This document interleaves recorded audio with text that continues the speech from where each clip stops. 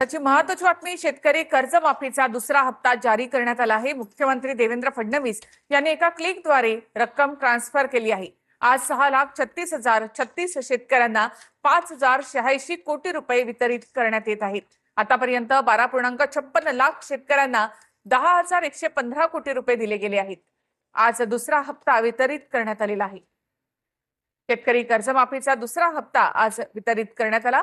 मुख्यमंत्री देवेंद्र फडणवीस यांच्या हस्ते आज दुसरा हप्ता वितरित करण्यात आलेला आहे। मामा, तुम्ही दिल्लीमध्ये आज आलेला आहात। पुरस्कार भेटतो महाराष्ट्र सरकारला, कृषी विभागाला। तो पुरस्कार नेमकं काय आहे आणि पुरस्काराचं महत्त्व नेमकं कशामुळे आहे? आपल्या सगळ्यांच्या माहितीसाठी पंतप्रधान सूक्ष्म अन्न प्रक्रिया उद्योग योजना, ज्याला आपण PMFME असं संबोधतो, आणि त्या या योजनेमध्ये महाराष्ट्र राज्याने देशामध्ये सर्वात चांगला काम केलं, त्याबद्दल हा पुरस्कार आज चिरागजी पासवान यांच्या वतीनं राज्याच्या कृषी विभागाला दिला जात आहे। आणि या पुरस्काराच्या मिळाल्याबद्दल निश्चित प्रकारे मी केंद्र सरकारचे, आमच्या राज्याचे मुख्यमंत्री देवेंद्र फडणवीस साहेब, एकनाथ शिंदे साहेब, सुनेत्रा वहिनी पवार आणि सर्वच आमचे महिला उद्योजकापासून सगळे, ज्यांच्यामुळं हा पुरस्कार आम्हाला ज्यांनी भाग घेतला सर्वांचा, त्याचप्रमाणे आमच्या कृषी विभागाच्या सगळ्या अधिकाऱ्यांचं, त्या सर्वांना धन्यवाद देतो, त्या सर्वांचं आभार मानतो। आणि केंद्र सरकारचाही हा पुरस्कार महाराष्ट्र राज्यानं या योजनेमध्ये चांगलं काम केल्याबद्दल दिला, त्याबद्दल केंद्र सरकारचे मी आभार मानतो। खरं तर आज आपण आकडेवारी घेतली तर साधारणतः महाराष्ट्रामध्ये 31,244 वैयक्तिक आणि 522 गट आणि 75 सामायिक पायाभूत सुविधा प्रकल्पांना आपण मंजुरी देण्यात आलेली आहे। आणि त्याची प्रकल्प किंमत जर आपण विचार केला तर साधारणतः 2,893 कोटी वैयक्तिक आणि 36 कोटी रुपये आणि 216 कोटी अशी आहे। आणि साधारणतः 25,007 वैयक्तिक 338 सामायिक पायाभूत सुविधांना प्रकल्पांना अनुदान हे वितरित करण्यात आलेलं आहे। आणि यामध्ये खरंच ह्या यशाचं एक वैशिष्ट्य आहे की आमच्या ज्या महिला आणि स्वयंसहायता समूहाच्या आर्थिक सक्षमीकरणाच्या दिलेला यामध्ये भर आणि सीड्स कॅपिटल घटकांतर्गत ग्रामीण व शहरी भागातील स्वयंसहायता समूहातील 61,323 सदस्यांनी MSRLM आणि SULMच्या माध्यमातून 221 कोटी निधी या सर्वांना वितरित करण्यात आलेला आहे। ही केवळ निश्चित प्रकारे आर्थिक मदत नसून महिलांच्या हातात उद्योजकतेची ताकद देणारी एक गुंतवणूक आहे। आणि यामुळे निश्चित प्रकारे ज्या ज्या वैयक्तिक ह्या लाभार्थ्यांनी किंवा सर्वांनी यामध्ये सार्वजनिक भाग घेतला, गटांनी भाग घेतला, त्यांनी खूप चांगलं काम यामध्ये राज्यामध्ये निश्चित प्रकारे मिळालेलं आहे। आणि निश्चित प्रकारे बाजारपेठेची पण यांना जोड मिळालेली आहे। आणि साधारणतः एकंदर जर हे केलं तर निश्चित प्रकारे 2,49,390 प्रत्यक्ष आणि 7,48,170 अप्रत्यक्ष मनुष्य दिवस रोजगार यामुळे ह्यामुळे आम्हाला सर्वांना एक अपेक्षित निश्चित प्रकारे आहे। आणि महाराष्ट्राची कामगिरी ही नुसती राज्यस्तरावरच थांबलेली नाही, टॉप 10 परफॉर्मिंग डिस्ट्रिक्टमध्ये महाराष्ट्राचे 7 जिल्हे आहेत। आणि निश्चित प्रकारे हा पुरस्कार हा राज्याच्या आमच्या जे नवीन उद्योग, नवीन व्यवसाय आणि जे नवीन हे करतात त्यांच्यासाठी निश्चित प्रकारे एक प्रेरणादायी आहे।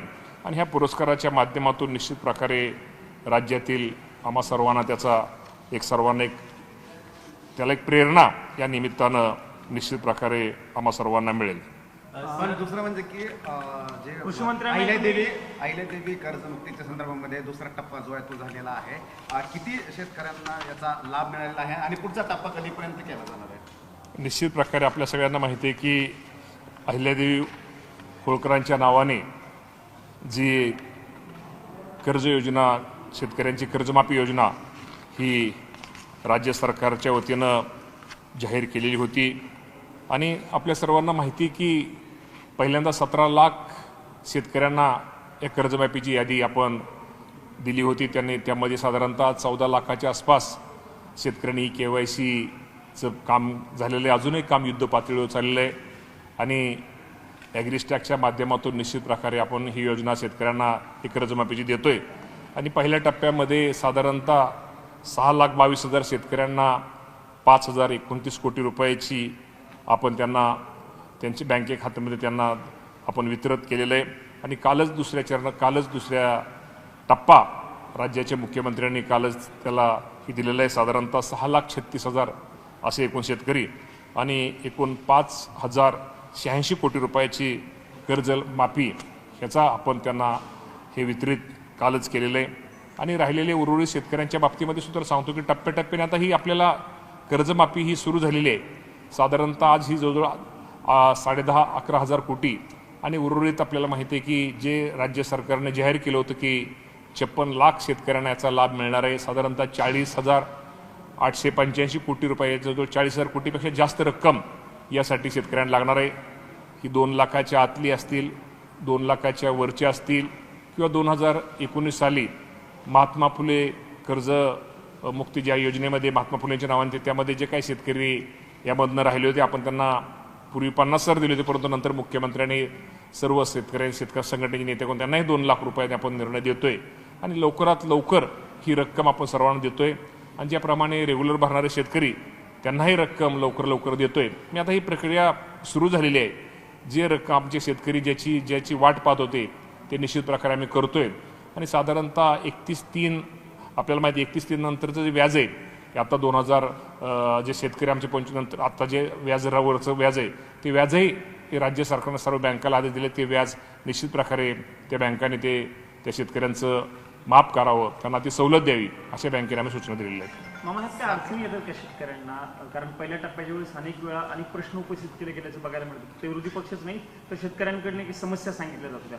आता त्या समस्या कुठले अडचण राहिलेली नाही. आम्ही एकदा पोर्टलला आपण त्याप्रमाणे एकदा यादी काढल्यानंतर समजा एखाद्या शेतकऱ्यालाच कर्ज 1 लाख रुपये आहे व्याजासकट आणि आम्ही समजा बँकेला 70,000 रुपये कळवले तर शेवटी तुम्हाला माहिती हेअरकट त्यांचा आणि बँकेचा आमचा एक करार झालेला आहे. त्याप्रमाणे त्यांनी बँकेने ती वरची रक्कम ही त्यांनी त्या माझ्या शेतकऱ्यांना सवलत द्यायची आहे. त्यामुळे जरी आम्ही 1 लाखाची 70,000 कळवली 30,000 रुपये ती बँकेने, त्यामुळे 1 लाख रुपये त्यांचं हे माफ होणार आहे. तेव्हा शेतकऱ्यांनी कुठेही ती गल्लत शेतकऱ्याची बहुतेक आता दिसत नाहीये. पूर्वी ह्या गोष्टी झाल्या होत्या परंतु टप्प्याटप्प्याने त्यामध्ये आता सुधारणा झालेली आहे. म्हणजे 2019ला जे शेतकरी कर्जमाफीपासून वंचित होते महात्मा फुले कृषी योजनेतून त्यांचं व्याज आपसुकच आहे की ते वाढलं? नाही, ती महात्मा फुलेची वेगळी गोष्ट. त्यांना त्यावेळेस आपण त्या योजनेमध्ये जे शेतकऱ्यांना कर्जमाफी मिळाली होती त्यांना आपण 50,000 रुपये देणार होतो, परंतु 50,000 न देता त्यांना पण आपण सरसकट 2 लाख रुपये देतोय. त्यावेळेस जे राहिले ते सरकारमुळेच राहिलं आणि आता त्यांचं जे व्याज समजा त्यावेळेस 1,90,000 असेल आणि आता 2026ला ते व्याज 2.5-3 लाख रुपये झालं असेल तर ती जबाबदारी कोण होती? ते 2 लाख रुपये आम्ही सरसकट त्यांना सगळ्या चूक तुमची नाही सरकारची म्हणून? नाही, सरकारची चूक म्हणता येत नाही त्याला. आपण त्यांना उलट पूर्वी 50,000 देणार होतो पण शेवटी आपल्याला माहिती आहे की शेवटी शेतकऱ्यांची मागणी त्यांचं व्याज नाही माफ होणार. 2 लाख रुपयापर्यंत आम्ही सगळे देणार. वरचं त्यांनी भरायचं.